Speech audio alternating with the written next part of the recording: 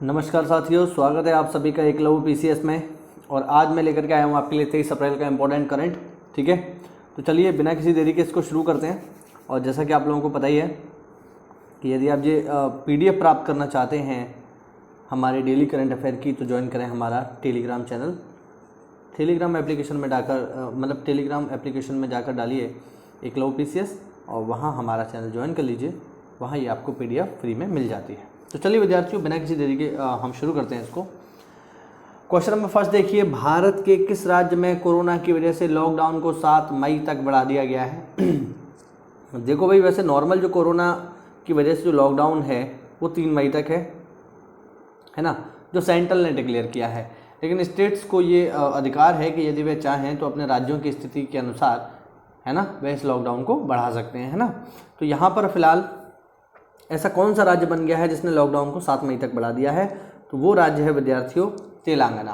तेलंगाना ने अपने यहाँ पर, अभी रिसेंटली न्यूज़ है ये, तेलंगाना ने अपने यहाँ पर लॉकडाउन को 7 मई तक बढ़ा दिया है। ठीक है, आप देख सकते हैं भारत के तेलंगाना राज्य के मुख्यमंत्री, अच्छा ये भी हम ध्यान रखेंगे कि तेलंगाना के मुख्यमंत्री कौन है। तेलंगाना के मुख्यमंत्री हैं के चंद्रशेखर राव। ठीक है ना, तेलंगाना के मुख्यमंत्री के चंद्रशेखर राव ने कोरोना की वजह से लॉकडाउन को 7 मई तक बढ़ा दिया है। वहीं तेलंगाना भारत का पहला राज्य बन गया है जहां पर 3 मई के बाद भी लॉकडाउन जारी रहेगा। ठीक है, तो इस बात को हम लोग ध्यान रखेंगे, महत्वपूर्ण है ये बात। चलिए अगला सवाल देखें।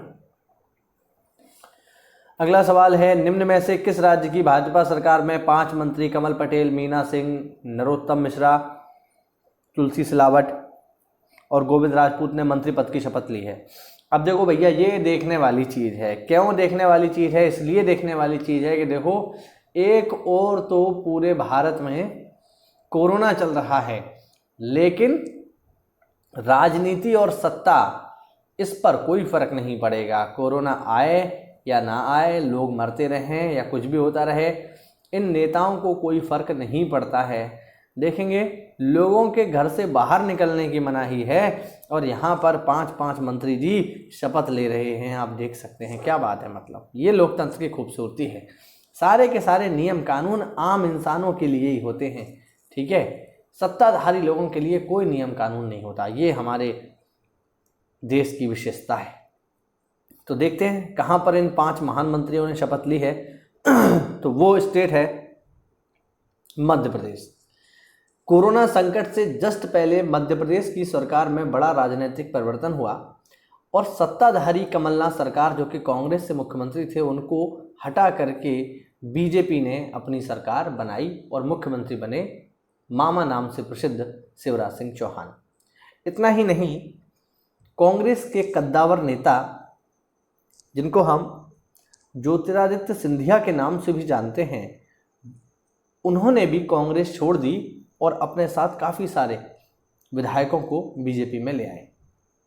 तो ये सब देखो चल रहा है यहाँ पर, है ना। एक और कोरोना से हाहाकार मचा हुआ है और दूसरी ओर नेताजी जो है पार्टी खेल रहे हैं, है ना। ये देखिए मतलब क्या मौज है। अब चलिए, है तो है, हम क्या कर सकते हैं इसमें। अगला सवाल देखें। अगला सवाल है, उत्तराखंड के देहरादून, नैनीताल और हरिद्वार जिलों में कोरोना वायरस के 85% मामले आने पर इन जगहों को कौन सा जोन घोषित कर दिया है? देखो भैया, सबसे पहली चीज़ तो ये है कि ये उत्तराखंड का है ना। अब उत्तराखंड का जोन कौन सा हो गया, ये हमारे काम का नहीं है ना। ये यूके पीएससी के लिए इंपॉर्टेंट हो सकता है अगर आप उत्तराखंड पीसीएस दे रहे हैं तो। लेकिन हमारा जो फोकस है वो यूपी पीसीएस पर है। तो ऐसे में यहाँ पर ये सवाल हमारे किस काम का है? तो विद्यार्थियों, काम का है। इसमें ये देहरादून, हरिद्वार, नैनीताल ये हमारे लिए इंपॉर्टेंट नहीं है। देखिए, सवाल में अपने काम की चीज़ देखा करिए आप। हमारे लिए इंपॉर्टेंट है ये जोन, है ना। जो 3 जोन हमें यहाँ पर दिखाई दे रहे हैं, कौन कौन से? ब्लू जोन, ऑरेंज जोन और रेड जोन। ठीक है, बात समझ पा रहे हैं? इनको आप समझिए। तो देखो भाई, अगर हम यहाँ पर देखें blue zone, red zone, orange zone और येलो जोन, है ना, तो ये क्या है? तो बेसिकली मैं आपको बता दूं कि अभी सेंट्रल गवर्नमेंट ने 3 प्रकार के जोन की घोषणा की है। इसमें तो 4 दे दिए हैं, 3 हैं, रेड, येलो और ग्रीन। ठीक है, ये सवाल आपको भ्रमित करने के लिए है। 3 प्रकार के हैं यहाँ पर। ठीक है, कौन कौन से हैं? पहला है रेड जोन। रेड जोन क्या है विद्यार्थियों? रेड जोन वो जोन होता है जहां पर कोरोना संक्रमण के मामले सबसे ज्यादा हैं और लगातार संक्रमण के मामले बढ़ते ही जा रहे हैं। ऐसे एरियाज को हम रेड जोन कहकर संबोधित करते हैं। ऐसा कोई एरिया जहां पर कोरोना संक्रमण के मामले मिल रहे हैं और लगातार बढ़ते जा रहे हैं, ऐसे एरिया को हम कहते हैं रेड जोन। सेकंड नंबर आता है येलो जोन। ठीक है, येलो जोन क्या है विद्यार्थियों? तो येलो जोन ऐसा जोन है, अगर हम येलो जोन देखें यहां पर, येलो जोन क्या है? तो येलो जोन ऐसा जोन है जहां पर कोरोना संक्रमण के मामले पाए तो गए हैं लेकिन उनकी संख्या में अब वृद्धि नहीं हो रही है, यानी कोरोना संक्रमण के मामलों को नियंत्रित कर लिया गया है। ऐसे एरियाज को हम रखेंगे येलो जोन में। और तीसरा आता है ग्रीन जोन, ऐसा जोन जिसमें कोरोना संक्रमण का कोई मामला अभी तक, ऐसा कोई भी जिला, ऐसा कोई भी स्थान जहां पर कोरोना संक्रमण का एक भी मामला देखने को नहीं मिला है, उसको हम रखेंगे ग्रीन जोन में। तो ये जोन आपके लिए ज़्यादा महत्वपूर्ण है। ध्यान रखना, रेड जोन वो जोन है जहां पर कोरोना संक्रमण के मामले सबसे ज़्यादा मिले हैं और लगातार कोरोना संक्रमण के मामले बढ़ते ही जा रहे हैं।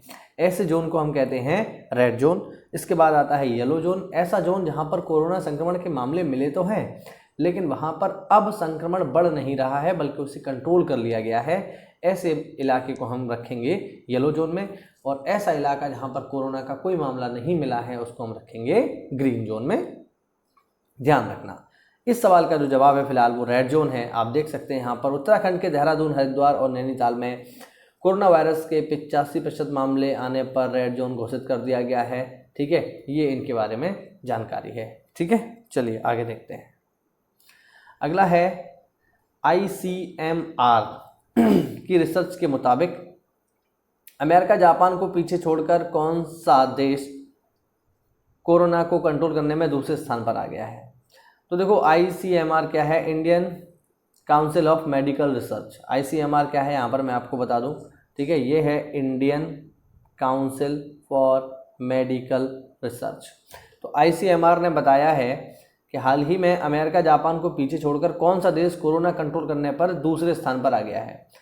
तो भैया जो दूसरे स्थान पर देश आया है वो है हमारा प्यारा भारत। ठीक है, ठीक है, दूसरे स्थान पर जो देश आया है वो है हमारा प्यारा भारत। आप यहाँ पर देख पाएंगे, ये जो ग्राफिक्स में आप देख सकते हैं। ठीक है, भारत में यदि कोरोना मामलों की बात की जाए अभी तक, इस तिथि तक जब मैं ये वीडियो बना रहा हूँ, तो तब तक भारत में कोरोना संक्रमण के मामले हैं 20,471। ठीक है, आप देख पा रहे होंगे ग्राफिक में, आपको दिख जाएगा 20,471 मामले हैं भारत में और दक्षिण कोरिया में मामले हैं 10,694। तो आप देख सकते हैं, ठीक है, कि दक्षिण कोरिया जो है विद्यार्थियों वो पहले स्थान पर है कोरोना संक्रमण को नियंत्रित करने में, जबकि भारत का स्थान दूसरे नंबर पर है। तो यदि भारत की आबादी के हिसाब से हम इसकी तुलना करें तो भारत ने कोरोना संक्रमण को रोकने में काफ़ी बढ़िया काम करके दुनिया को दिखाया है। चलिए आगे बढ़ते हैं। अगला सवाल है, हाल ही में सीमा सड़क संगठन, इसे बोलते हैं BRO, बॉर्डर रोड ऑर्गेनाइजेशन, हाल ही में सीमा सड़क संगठन ने किस राज्य के ऊपरी सुबनसिरी जिले में सुबनसिरी नदी के ऊपर दापोरिजो में 430 फीट लंबे बैली पुल का उन्नयन किया है या इसको बनाया है? देखिए, ये जो है जगह बहुत ही इम्पोर्टेंट है। एक तो अरुणाचल में है ये जगह, मैं पहले स्पष्ट कर दूं, ये जो पुल बना है ये कहाँ पर बना है? अरुणाचल में बना है। और ये जो पुल है ये आपका सेना के लिए बेहद ही महत्वपूर्ण है, क्योंकि ये जो पूरा इलाका है ये सामरिक दृष्टिकोण से काफ़ी सक्रिय है, क्योंकि इसकी सीमा जो है लगती है चाइना के साथ, और चाइना का नेचर तो हम लोग जानते ही हैं। तो ऐसे में चाइना बॉर्डर पर सेना की मूवमेंट बढ़ाने के लिए इस पुल को मुख्य रूप से बनाया गया है। जैसा कि आप देख सकते हैं, अभी तक इस पुल का वजन 24 टन था, जिसे अपग्रेड करके 40 टन कर दिया गया है, जिससे भारी वाहनों की आवाजाही सुनिश्चित हो सकेगी। बेसिकली ट्रक हो गए, टैंक हो गए इत्यादि, है ना। यह पुल सुबनासिरी नदी पर बने 2 पुलों में से एक है जो कि अरुणाचल प्रदेश के दापोरिजो क्षेत्र को शेष राज्य से जोड़ता है, यानी ये एक बॉर्डर इलाका है हम कह सकते हैं। हाल ही में जो सेबी है, भारतीय प्रतिभूति तथा विनिमय बोर्ड, इसे हम क्या बोलते हैं, सेबी, भारतीय प्रतिभूति तथा विनिमय बोर्ड ने विदेशी निवेश से जुड़े संरक्षक बैंकों को किस देश से आने वाले विदेशी निवेश की निगरानी में वृद्धि करने को कहा है। तो इस सवाल को हमने कल भी डिस्कस किया था कि हाल ही में भारत ने एफडीआई पर नई नीति बनाने की घोषणा की है, या एफडीआई को दोबारा से जो है यहाँ पर उन्होंने सेट करने की बात की है। और ये मुख्य रूप से किस देश के लिए किया गया है, तो मैंने लास्ट क्लास में भी आपको बताया था, ये किया गया है चीन को देखते हुए, है ना। चीन की साम्राज्यवादी आर्थिक गतिविधियों को देखते हुए ये फैसला लिया गया है। जैसा कि आप देख सकते हैं, सेबी ने भारतीय कंपनियों में चीनी नागरिकों या संस्थाओं के निवेश को रोकने के लिए निर्देश जारी किए हैं। इन प्रावधानों से भारतीय बाजार में चीन के बढ़ते हस्तक्षेप की निगरानी की जा सकेगी। देखिए विद्यार्थियों, चीन जो है बहुत ही साम्राज्यवादी देश है, चाहे वो सीमाओं की बात हो। चीन के साथ कोई भी ऐसा देश नहीं है जिसकी सीमा लगती हो और उसके साथ उसका विवाद ना हो। यानी चीन के साथ जिन देशों की भी सीमाएं लगती हैं, तकरीबन 17-18 देशों की सीमाएं लगती हैं जहाँ तक मुझे याद आ रहा है, उन सब के साथ उसका सीमा विवाद है। ये बहुत बड़ी बात है ना। यानी किसी के साथ उसके बेहतर संबंध है ही नहीं सीमा को लेकर, क्योंकि हर तरफ विस्तार करना चाहता है। और केवल सीमा की बात नहीं है, इंडस्ट्री में भी अपना जो है एकाधिकार चाहता है। अगर हम भारत की बात करें तो भारत में जो मोबाइल इंडस्ट्री है उसके 90% जो मोबाइल यूज़र हैं वो चाइनीज़ ही हैं। देखा जाए तो ओप्पो हो गया, वीवो हो गया, है ना, ये सब जो है चाइनीज़ मोबाइल हैं। और हमारे हाथों में भी ये मोबाइल जो है पहुंच चुके हैं। तो काफ़ी बड़ी बढ़त बना ली है चाइना ने भारतीय बाज़ार में, तो इसके लिए ये फैसला लिया गया है। हाल ही में किस प्रसिद्ध कार्टून एनिमेशन के निर्देशक जीन डिच का हाल ही में निधन हो गया।